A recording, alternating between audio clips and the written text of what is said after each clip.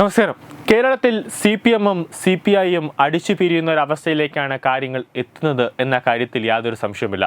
മുഖ്യമന്ത്രിയുടെ മകൾ വീണ അഴിമതി കേസിൽ വരുന്ന ദിവസങ്ങളിൽ കോടതിയിൽ ഹാജരാകുന്ന സാഹചര്യത്തിൽ മുഖ്യമന്ത്രി സ്ഥാനത്ത് നിന്ന് പിണറായി വിജയൻ മാറി നിൽക്കുന്നതാണ് നല്ലതെന്ന് CPI-യിൽ ഒരു പൊതു അഭിപ്രായം ഉയർന്നു കഴിഞ്ഞു.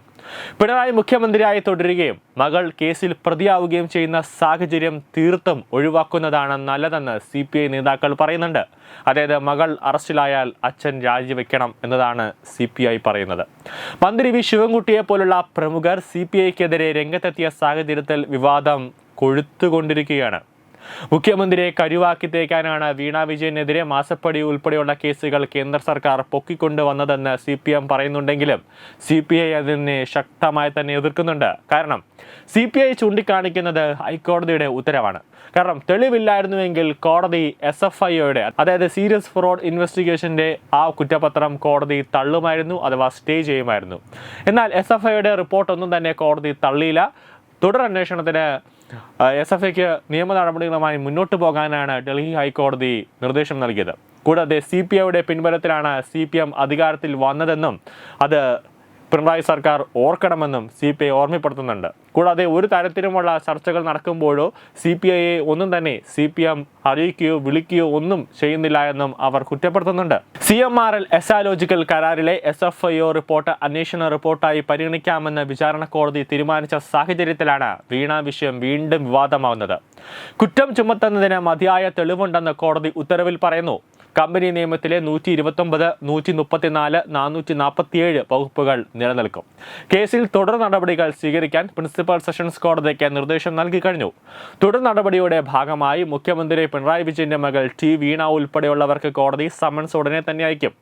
പ്രഥമ ദൃഷ്ട്യാ കുറ്റം നിലനിൽക്കുമെന്ന കണ്ടെത്തലിന്റെ അടിസ്ഥാനത്തിലാണ് കോടതിയുടെ നിർണായകമായ തീരുമാനം. കേസിൽ നമ്പറിടുകയാണ് ആദ്യ നടപടി. അതിനുശേഷം SFIO പ്രതി ചേർത്ത 1-ാം പ്രതി CMRL MD ശശീന്ദ്രൻ കർത്ത മുതൽ 11-ാം പ്രതി വീണ ഉൾപ്പെടെയുള്ളവർക്ക് സമൻസ് അയക്കും. ഇതിൽ 4 പ്രതികൾ 4 കമ്പനികളാണ്. അടുത്ത ആഴ്ച തന്നെ ഇതുമായി ബന്ധപ്പെട്ട് കോടതി നടപടികൾ ഉണ്ടാകുമെന്നാണ് വിവരം. മാസപ്പടി കേസിൽ എൻഫോഴ്സ്മെന്റ് ഡയറക്ടറേറ്റും അന്വേഷണം ശക്തമായിരിക്കുകയാണ്. SFIO സമർപ്പിച്ച കുറ്റപത്രത്തിന്റെ പകർപ്പിനായി ED കോടതിയിൽ കഴിഞ്ഞ ദിവസം അപേക്ഷ സമർപ്പിച്ചു കഴിഞ്ഞു. SFIയുടെ അഭിപ്രായം ആരാഞ്ഞിട്ടാകും പകർപ്പ് EDക്ക് കൈമാറുക. കേസിൽ PMLA, FEMA കുറ്റങ്ങൾ ചുമത്തുന്ന സാഹചര്യമുണ്ടായാൽ CMRL കമ്പനിക്കടക്കം പ്രതിപട്ടികയിലുള്ളവരുടെ സ്വത്തുക്കൾ കണ്ടുകെട്ടുന്ന നടപടികളിലേക്ക് ED കടക്കാൻ സാധ്യത കൂടുതലാണ്. അങ്ങനെയാണ് EDയുടെ ഒരു നിയമം. കാരണം FEMA ഉൾപ്പെടെയുള്ള കുറ്റങ്ങൾ ഏത് വ്യക്തിയുടെ മേലിലാണോ ഏത് കമ്പനിയുടെ മേലിലാണോ ചുമത്തപ്പെടുന്നത് അവരുടെ സ്വത്തുക്കളെല്ലാം തന്നെ കെട്ടി നേരെ കേന്ദ്ര സർക്കാരിലേക്ക് പോകും. EDയുടെ കടന്നുവരവ് പിണറായിയെ ശരിക്കും ഭയപ്പെടുത്തിയിരിക്കുകയാണ്. കേന്ദ്ര ഏജൻസികൾ തനിക്കെതിരെ നീങ്ങുമെന്ന ഉത്തമ വിശ്വാസത്തിലാണ് മുഖ്യമന്ത്രിക്കുള്ളത്. മുഖ്യമന്ത്രി പിണറായി വിജയന്റെ മകൾ വീണ ഉൾപ്പെടെ അഴിമതി കേസിലും അതോടൊപ്പം തന്നെ CPM-ഉം CPI-യും തുറന്ന പോരിലേക്ക് നീങ്ങുകയാണ്. കേസിനെ ന്യായീകരിക്കുകയും പ്രതിരോധിക്കുകയും ചെയ്യേണ്ട ബാധ്യത തങ്ങൾക്കില്ല എന്ന് പ്രഖ്യാപിച്ച CPI സംസ്ഥാന സെക്രട്ടറി ബിനോയ് വിശ്വത്തിനെതിരെ അതിരൂക്ഷ വിമർശനമാണ് മന്ത്രി വി ശിവൻകുട്ടി രംഗത്തെത്തിയത്. മുഖ്യമന്ത്രിയുടെ മകളുടെ കമ്പനിയുമായി ബന്ധപ്പെട്ട കാര്യങ്ങൾ കമ്മ്യൂണിസ്റ്റ് പാർട്ടിയുടെ വിഷയമല്ല എന്നും എസാലോജിക്കൽ കേസ് LDFന്റെ കേസല്ല എന്നും ബിനോയ് വിശ്വം പറഞ്ഞിരുന്നു. വീണ വിജയന്റെ കേസിൽ ബിനോയ് വിശ്വം ഉത്കണ്ഠപ്പെടേണ്ട കാര്യമില്ല എന്ന് ശിവൻകുട്ടി പറഞ്ഞു. കാരണം പണ്ട് കുറച്ച് വർഷങ്ങൾക്ക് മുമ്പേ കോടിയേരി ബാലകൃഷ്ണൻ CPM-ന്റെ ജനറൽ സെക്രട്ടറി ആയിരുന്ന സമയത്ത് ബിനീഷ് കോടിയേരി അടക്കം ലഹരി കേസുകളിൽ നാർക്കോട്ടിക്സ് കൺട്രോൾ ബ്യൂറോ അറസ്റ്റ് ചെയ്ത് ജയിലിൽ പോയപ്പോൾ കോടിയേരി പറഞ്ഞൊരു കാര്യമുണ്ട്. ബിനീഷിൻ്റെ അറസ്റ്റ് ഈ പാർട്ടിയുമായിട്ട് കൂട്ടി യോജിക്കേണ്ട കാര്യമില്ല, പാർട്ടിയുമായിട്ട് കൂട്ടി വായിക്കേണ്ട കാര്യമില്ല, അത് പാർട്ടിയുമായിട്ട് യാതൊരു ബന്ധവുമില്ല.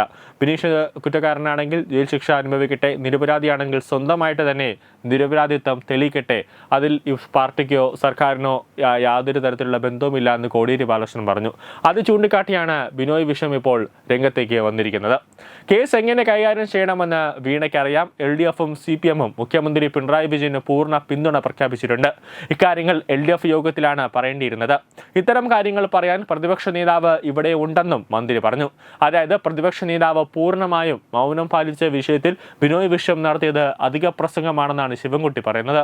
എന്തായാലും ഇരു മുന്നണികളും തമ്മിൽ വലിയ കലിപ്പിലാണ് നിൽക്കുന്നത്. മുഖ്യമന്ത്രിയുടെ ഭാവി തുലാസിലാണ് നിൽക്കുന്നത്. മുഖ്യമന്ത്രി കസേര ഉൾപ്പെടെ വീണ വിജയനെ ഏത് നിമിഷം കേന്ദ്ര ഏജൻസികൾ ചോദ്യം ചെയ്യലിന് വേണ്ടി കസ്റ്റഡിയിലെടുത്താലും അല്ലെങ്കിൽ ഒരു അറസ്റ്റ് തന്നെ രേഖപ്പെടുത്തിയാലും ചോദ്യം ചെയ്യലിന് വേണ്ടി ഇഡിയുടെ മുന്നിൽ ഹാജരായാലും മുഖ്യമന്ത്രിയുടെ രാജിക്ക് വേണ്ടി സെക്രട്ടേറിയറ്റിന്റെ മുന്നിൽ മുറവിളി തുടങ്ങുമെന്നത് യാഥാർത്ഥ്യമാണ്. ന്യൂസ് ഡെസ്ക് തത്തമൈ news. Branding partner Edubix online executive education. Focus physiotherapy centre Pattom. Unnath engineering Gujarat. തീർത്ഥയാത്ര.com. Iron build Gujarat. PRS hospital Killippalam Thiruvananthapuram. 5 തലമുറകളായി നിങ്ങൾക്കൊപ്പം. തുമ്പമൺ ശ്രീ വടക്കുംനാഥൻ ക്ഷേത്രം അമ്പലക്കടവ് പത്തനംതിട്ട. ശ്രീമദ് സ്കന്ദപുരാണ മഹാസത്രം 2025 മെയ് 11 മുതൽ 18 വരെ. ബ്രഹ്മശ്രീ മുംബൈ ചന്ദ്രശേഖര ശർമ്മയുടെ മുഖ്യ കാർമ്മികത്വത്തിൽ മഹാഗണപതി ഹോമം, സ്കന്ദപുരാണ പാരായണം, മഹത് പ്രഭാഷണങ്ങൾ, പൂജഹോമാദികൾ, കലാസാംസ്കാരിക പരിപാടികൾ. സത്രയജ്ഞ കർമ്മങ്ങളിലേക്ക് എല്ലാ ഭക്തജനങ്ങളുടെയും സാന്നിധ്യവും സഹകരണവും സാദരം അഭ്യർത്ഥിക്കുന്നു. മഹാസത്രവേദിയിൽ മെയ് 18 പഴനി അരുൾമിക ദണ്ഡായുധപാണി സ്വാമി ദേവസ്ഥാന അർച്ചക സ്ഥാനികർ ശ്രീസെൽവ സുബ്രഹ്മണ്യ ശിവശാരിയാരുടെ മുഖ്യ കാർമ്മികത്വത്തിൽ നടക്കുന്ന അതിശ്രേഷ്ഠവും സർവൈശ്വര്യദായകവുമായ സ്കന്ദഹോമം. സ്കന്ദമഹാപുരാണ സത്രത്തിന്റെ ആദിമധ്യാന്തമുള്ള സമ്പൂർണ്ണ തത്സമയ കാഴ്ച തത്വമയി നെറ്റ്വർക്കിൽ.